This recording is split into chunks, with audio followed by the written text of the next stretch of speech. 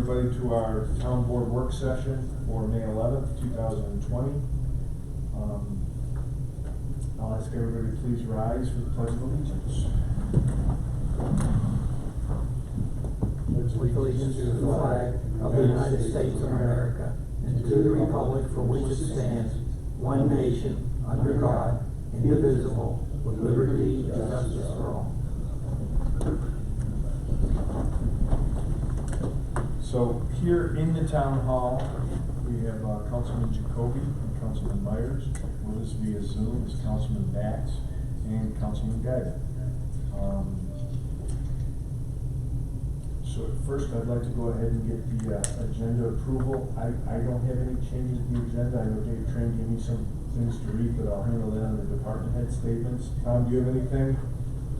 No, I have nothing to add to the agenda. Okay. Is there something? The court officers. If you want to add that, yeah. Yeah, okay.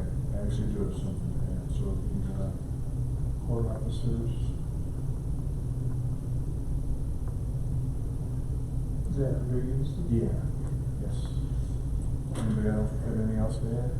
No, nothing. Has anybody else to add? I'd look ask for approval of the agenda. Yeah. Okay.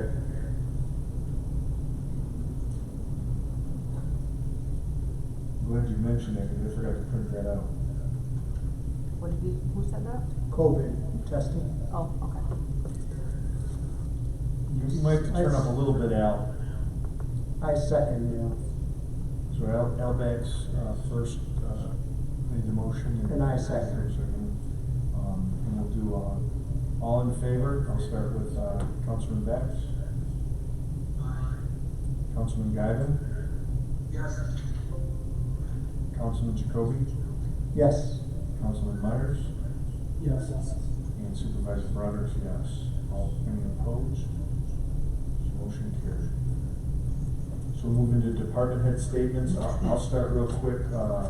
Dave Train submitted his 284 agreement to spend funds for permanent improvement for 2020.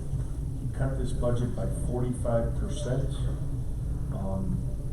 We reached out to him. A lot of the sales tax goes to the DV fund for paving, and he cut it, I believe, by a total of 45%. So he asked me basically to read this for the year 2020.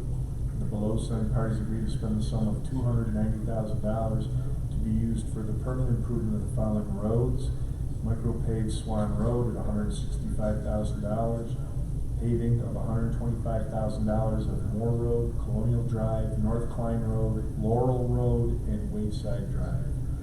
This list may be subject to change at the discretion of the highway superintendent with funds used for any and all town roads.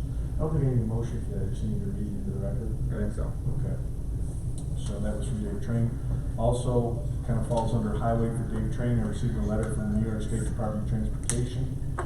It's in regards to a project, a large culvert replacement and rehab, various locations, Niagara and Erie counties. To whom it may concern, the above referenced project has begun with Concrete Applied Technologies Corporation as the prime contractor. I would like to introduce myself as the New York State DOT engineer in charge of the project. The contractor will be starting work on Tuesday, May 19th at the culvert on Pletcher Road. The culvert is located right at the intersection of Pletcher Road and Route 18, which is Creek Road. Pletcher Road will be closed between Route 18 and Calkins Road. A detour will be in place to divert traffic to Calkins Road. This detour is scheduled to be in place for approximately 3 weeks. This work is weather dependent, so adjustments may be made to the schedule due to inclement weather. And then we have a contact for any questions. But basically, Pletcher Road from Calkins to Route 18 will be closed to through traffic for 3 weeks starting on Tuesday, May 19th. So we just want to get that on the record. Donna, anything? Nope. Mike Deschanel? I just have two things. Okay. And part of Dave's plan is a parking lot in Colonial Village. He approached me on Friday to talk about funding for it. I have the same issue he does. My parks budget is out of the B fund. So working with Jackie, we had basically said that we were only going to spend in the absolute emergency need of it. So we have to kind of figure out if we wanna do that as part of his plan as he listed, or. Okay, I'm gonna repeat it, because, yeah, we talked about it earlier today. So basically, the north end of, Colonial Village Park, behind Lewiston 2 Fire Company, there's a small parking lot, and Mike's goal was to have it paved this year, and Dave Train gave him a price, but it's one of those things with what we're going through and trying to save money anywhere we can. It's approximately $9,000. Mike was looking at maybe trying to put it off for a year or to see if Dave can do it. The problem is Dave's gonna be paving right in that area this year on North Klein. So he's gonna have everything up there and basically just going around the corner and paving the parking lot. So, is that pretty much it in a nutshell? Yep. Yeah. So we need to make it, kind of a guidance there, whether we wanna follow through with that or not. I believe we have time. Yeah, and Yeah. we do have a couple capital accounts that we can tap. If Jackie and I look into it, maybe bring it to the board the next meeting, to Okay. at 861, which. So what he said was he would like to sit down with Jackie and go over a couple of possible budget areas and see if he can come up with a plan to get that paid. So that was it. Does anybody have any questions? Steve, how much extra money was that to pay that lot? $9,000 was the price we got. And that's from that's from Dave Train to do it. Oh, I know, it's a lot cheaper than the contract. Normal years, we would jump all over it. Yeah. Normal years that we would jump at the opportunity.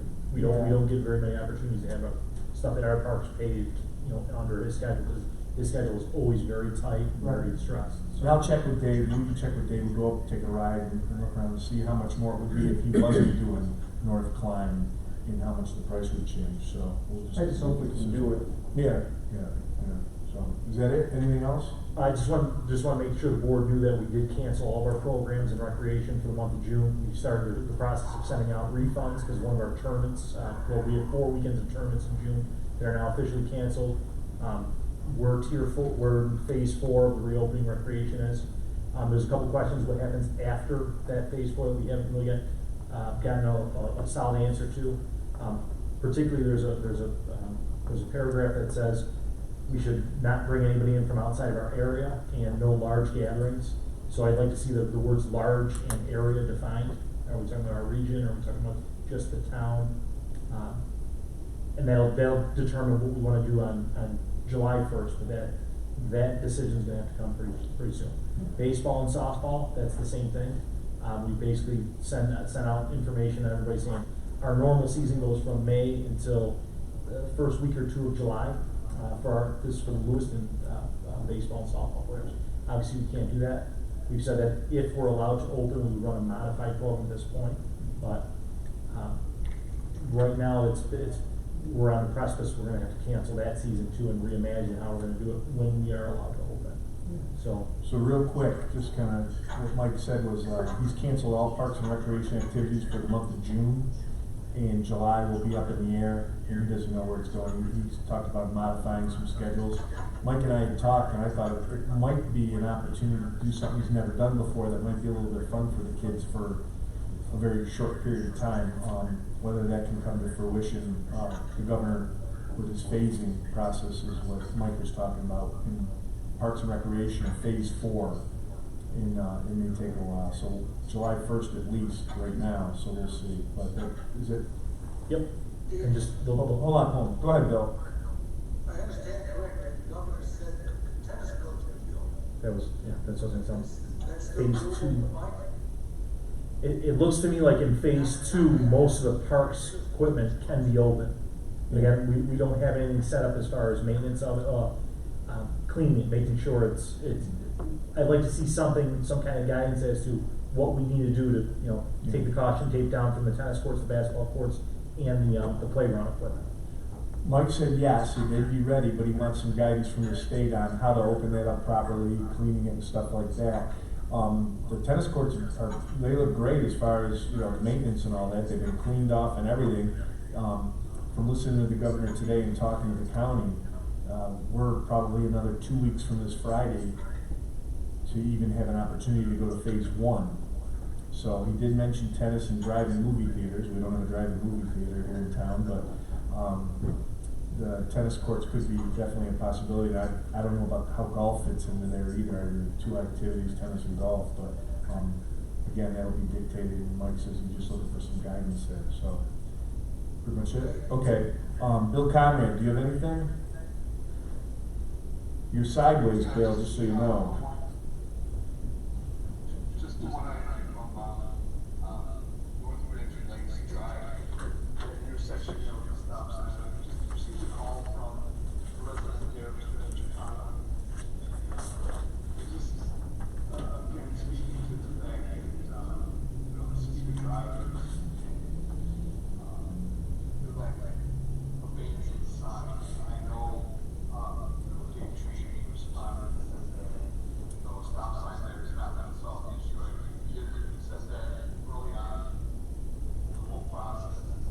But we just, I guess just answering the question, is there anything else that can be done on that, whether it's enforcement, whether it's more signage or signage, flashing red lights on it or whatever.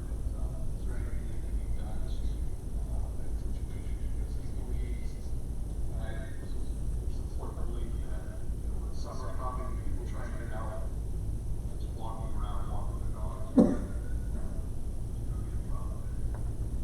Yeah, I spoke with Chief Previtt. Whoop, pardon?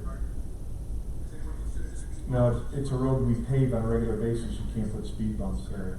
But the sign helps, will help the speed, the enforcement's probably the only means to get people to slow down. And I've talked to Chief Previtt, and I'll talk to him again, but enforcement's the key. Oh, okay. Oh, okay, there you are. So, Chief, you want to address that? Yeah, I think some of the sense of some of the difficult is partners and they don't really have a brand power around that limited time of day with the public, just with the officers, but that's put a speed sign out, that out, so that's a pro, or informational or speed sign there, and I can let the big guys know that I have to do with traffic cops up at this point. Okay, and what I'll say to Ed, at the end of this meeting, we let residents speak. So Ed, if you want to speak on the matter, I'll let you speak at the end of the meeting. Okay? Okay. So Ed is with us, just so you know. Frank? Yeah, when you go over to, Ridge, coming down off of, Ridge Road, and there's a stop sign there, you turn to the right, where the new stop sign is, there's also a temporary sign saying, new sign ahead, where it is on the curve, so it's not visible, because you're not looking to the right. Check the sign location out, maybe something that can be moved. Yeah, I will take that. Okay, thanks, Chief. Thanks, Bill. Bill, anything else? Thank you, Bill. Let's see here. Jeff Ritter, anything? I'm on the agenda. Okay. Bob Lannon? All set, Okay, am I missing anybody else? Oh, yes, I am.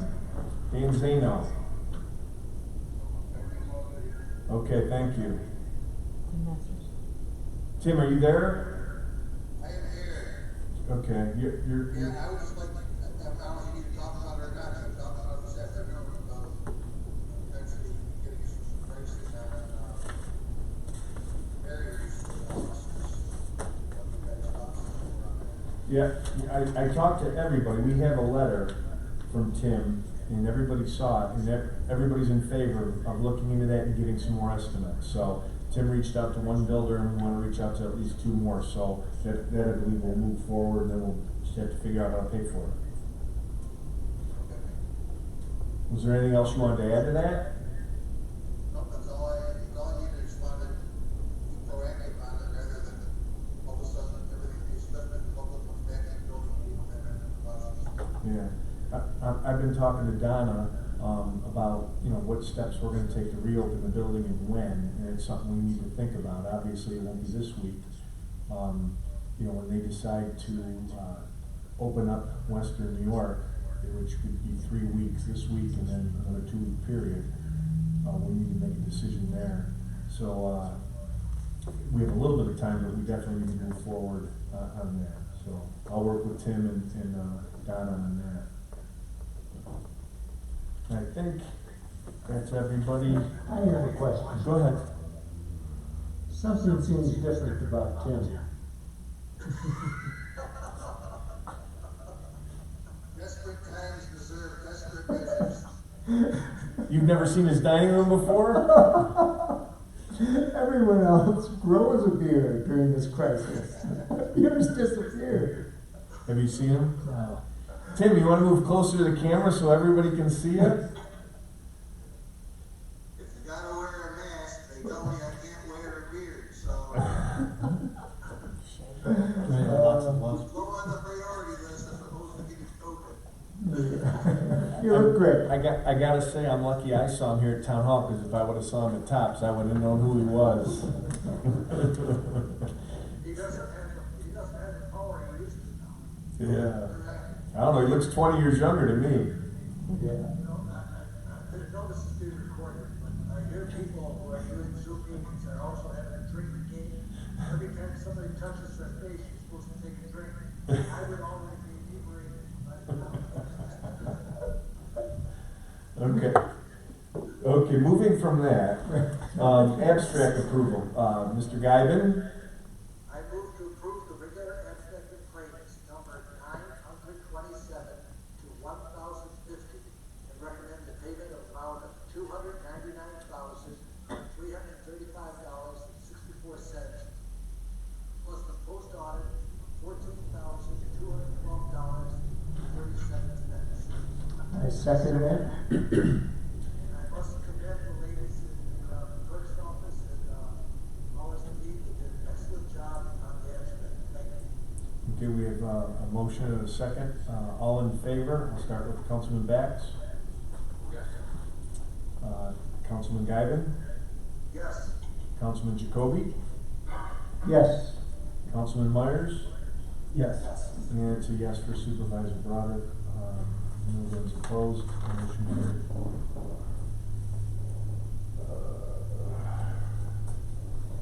The approval of the minutes for the April 27th regular town board meeting and public hearing. Move for approval as presented for the public hearing at the town board meeting, April 27th, 2020.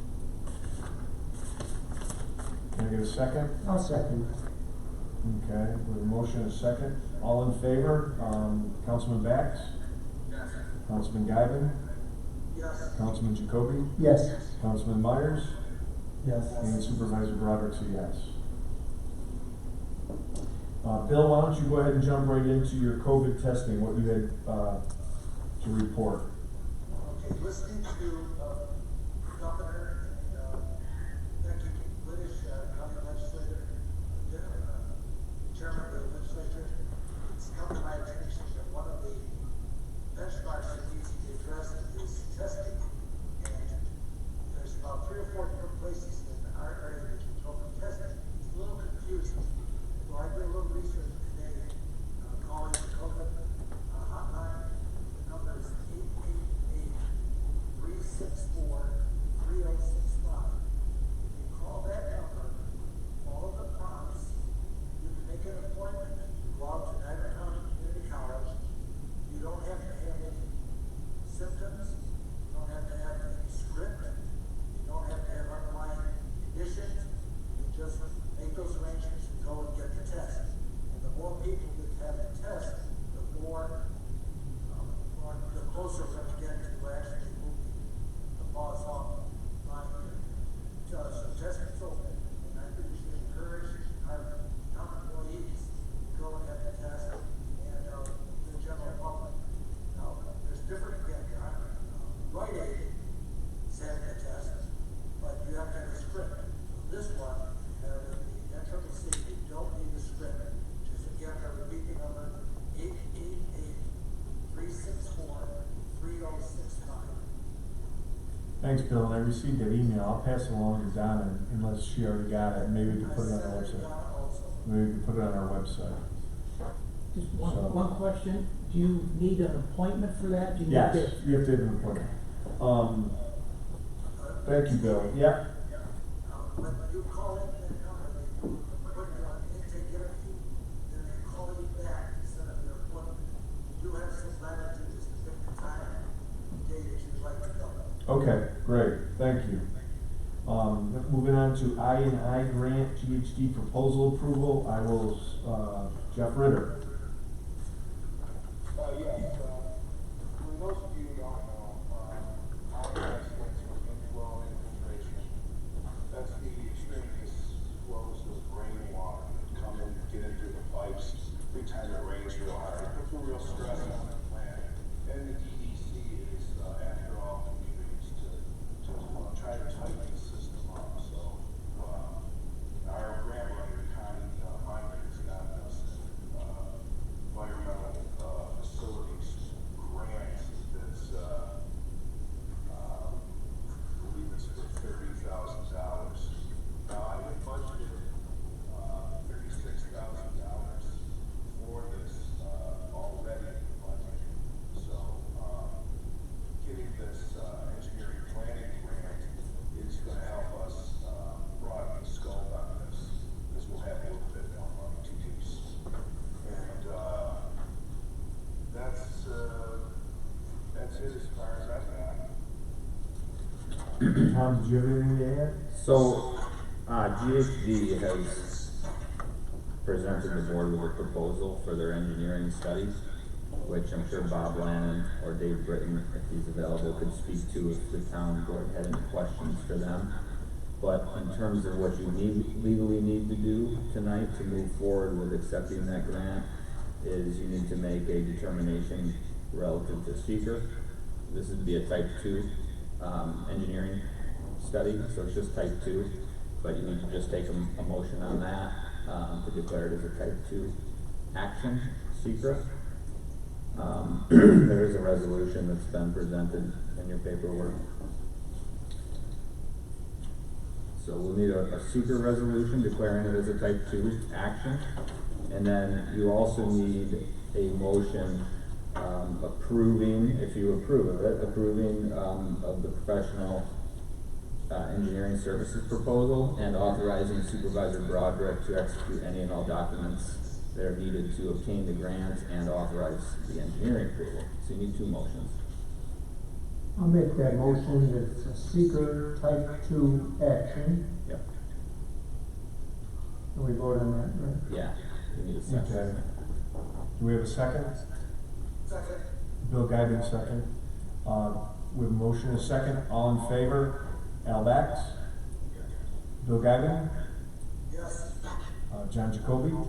Yes. Jason Myers? Yes. And Supervisor Broderick's a yes. And we need a second motion? So the second motion, and Bob Lanning, you can speak to this if you need to at all, if I didn't cover everything, but your second motion is going to be to approve of the engineering plan that's been presented. As I read it, it'll be a $30,000 grant, will be, paid to GHD to do this study and create a report. I also wanted to mention, you may remember, a few months ago, we passed a local law that allows for the I&I bank. So that relates with this. It's the inflow and infiltration bank that allows, every time a development is done, there needs to be certain corrective measures done to the I&I systems. That bank was set up to facilitate a more robust ability by the town to attack these issues. And now this engineering study will give even a further ability to identify exactly what needs to be done to tighten that system up as much as possible. So it's a $30,000 grant, but then the proposal presented by GHD is for $30,000 as well, and then the town contributes 20%, which is $60,000 $6,000 in just in in-kind services. So we just need a motion to approve the engineering study, and as well as allowing Supervisor Broderick to execute any and all documents needed to obtain the grant and approve the study. Okay, motion by,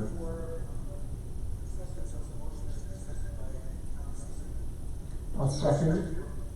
Okay, thank you, John. Jacoby seconded. All in favor? Al Bax?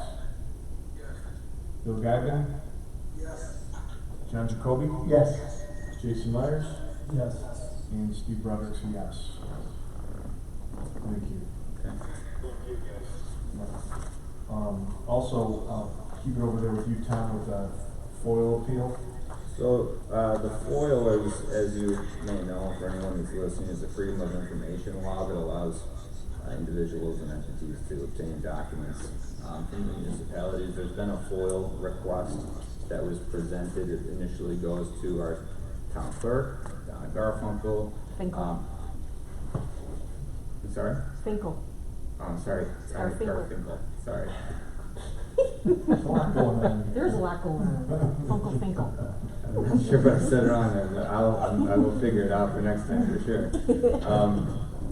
And it was denied.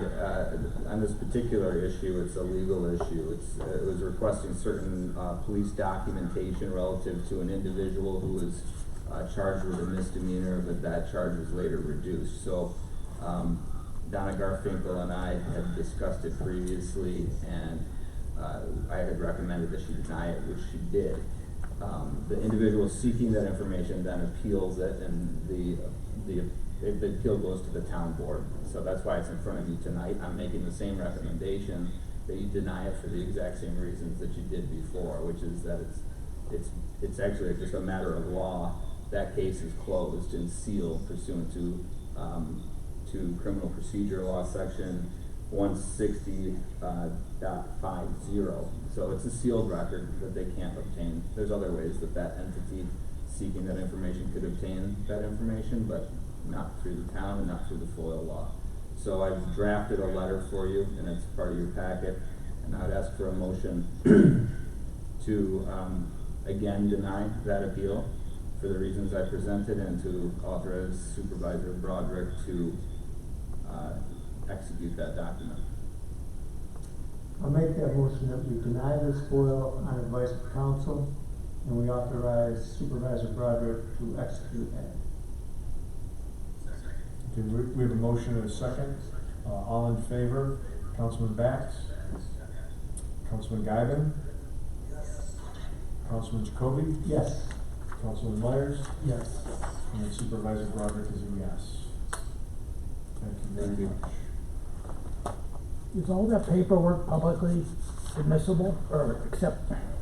I'll talk to you later. Okay. Investment update. Jackie, no.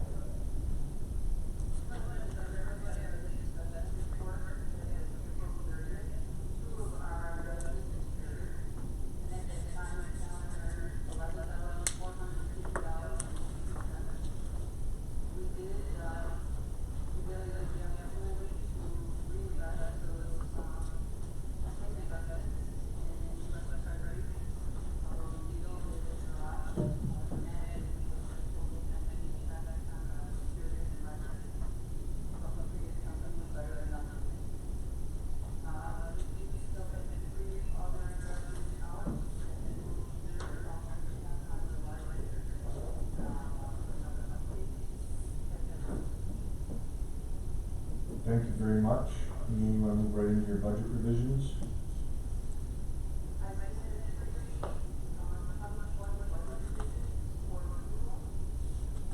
I may, Mr. Supervisor, Go ahead. move for approval of budget adjustments and the document 18/11/2021. Move for approval as presented. We have a motion. Can I get a second? Second. We have a second. All in favor? Councilman Bax? Councilman Guyton? Yes. Councilman Jacoby? Yes. Councilman Myers? Yes. And Supervisor Broderick's yes. Anything else, Jackie?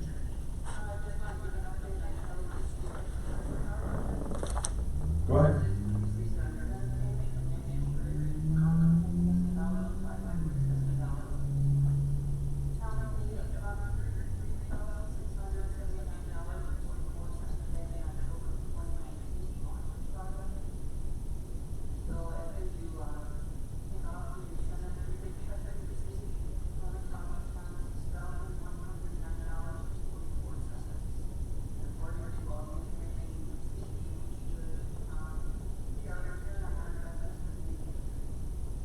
that's great news, and I'd like to, give a shout out to, former Councilman Rob Morial, who really took this under his wings and got this done. So I appreciate what he did for the town for that. It's a win-win. So, thank you, Jackie, and thank you, Rob Morial.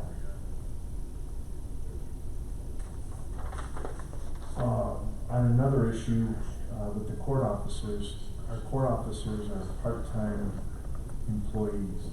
They don't work, they don't get paid. They work, they get paid. When the courts close, we continue to pay them. As of today, I would like to stop that practice. I talked to the judges. They thought that it was a good gesture when it started, but we don't know when the court's gonna open again.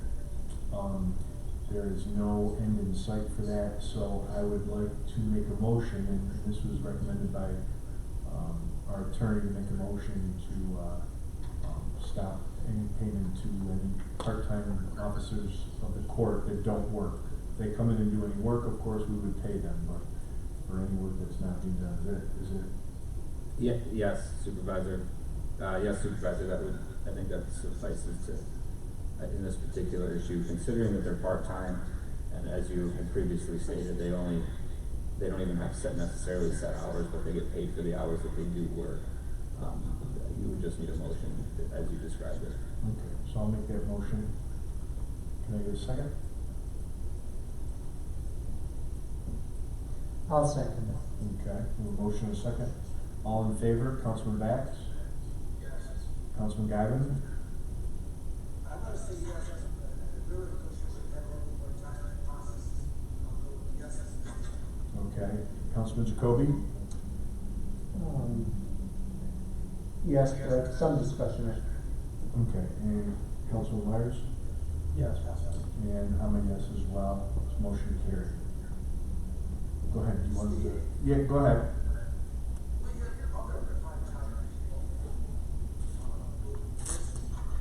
We have other part-time people. The other part-time people are actually working. So we have bus drivers at the senior center, they're working. They get paid for what they work.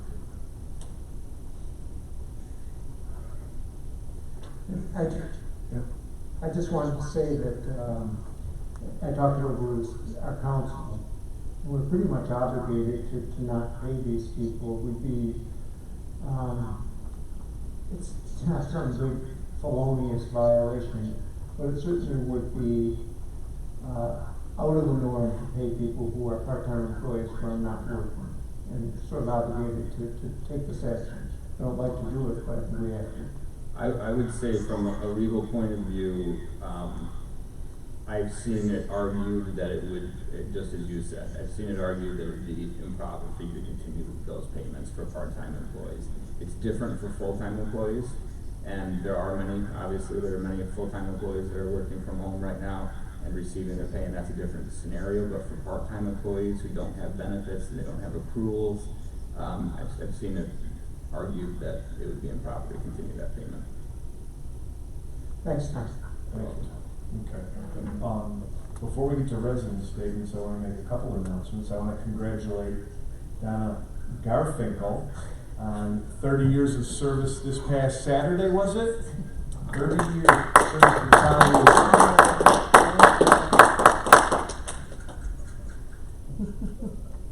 And also on the same note, it's National Police Week. And I want to do a shout out to all the police officers out there. Chief Previtt, if you want to touch base real quick on National Police Week, I'd love to hear your thoughts. Yes, it's an honor for survivors and service of others. It's very important for us all to represent that, and I appreciate all of the input and all of the responses that support that as well. So thank you. And before all this madness we're going through right now, Police Week was a really fun week for a lot of police officers. Travel to Washington, D.C., travel to different functions, so it's been placed on hold with everything else, but I'm sure they understand. So, resident statements. I know we got Ed Chicata on there. Ed, would you like to say something? Yes, can you hear me? Yes. I'm not here to throw stones, and I don't mean to, but we have a situation here that is slowly developing into a very mixed. With the development that's going on North River Drive, that's going on across the street, plus the development that is taking place or will be taking place at the end of like the up at the new. We have to leave where the transition is. What we're gonna have to do is we're gonna have to get to the limit. So that the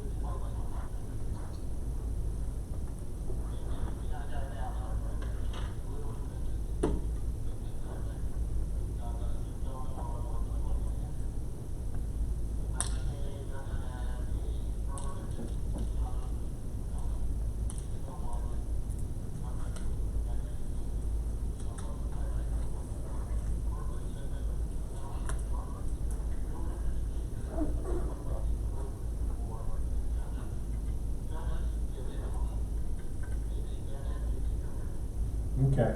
Thank you, Ed.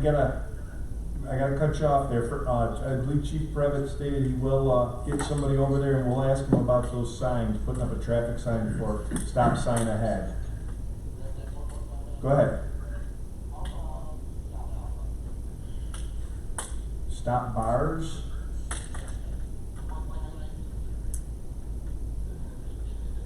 Oh, okay. I can talk to Dave Train about that. I didn't think of that, so. And Ed, you can call me and I'll come out and talk to you. You know me, so I can come out and talk to you anytime you want. So feel free to call me. Okay, Ed, have a good night. Yeah, go ahead.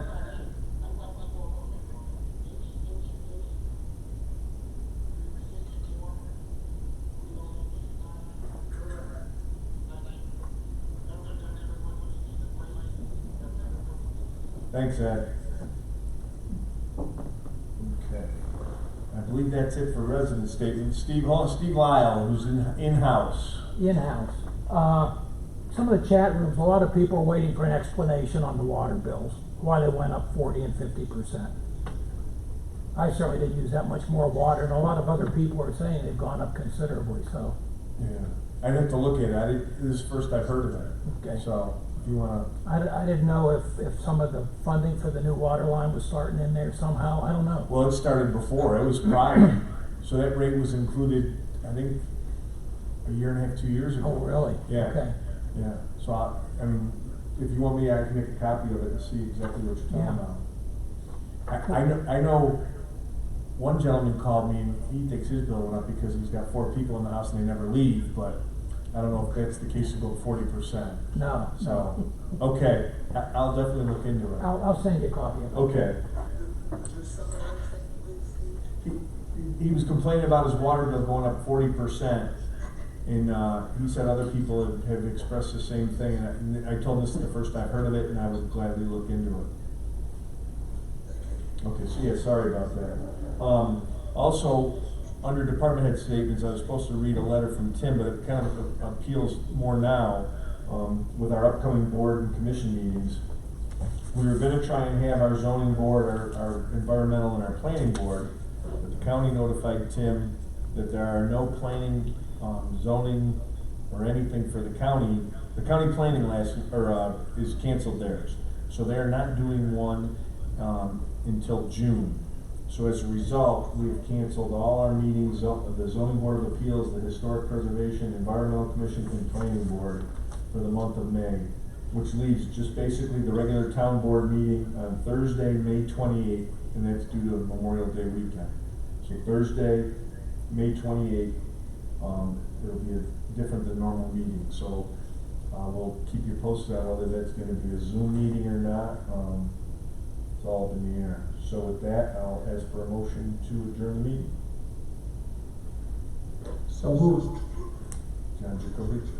Second by Bill Guyven. All in favor? Al Bax? Bill Guyven? Yes. John Jacoby? Yes. Jason Myers? Yes. And then Steve Broderick's a yes. Everybody stay safe, and we'll talk to you soon. Thanks, everybody.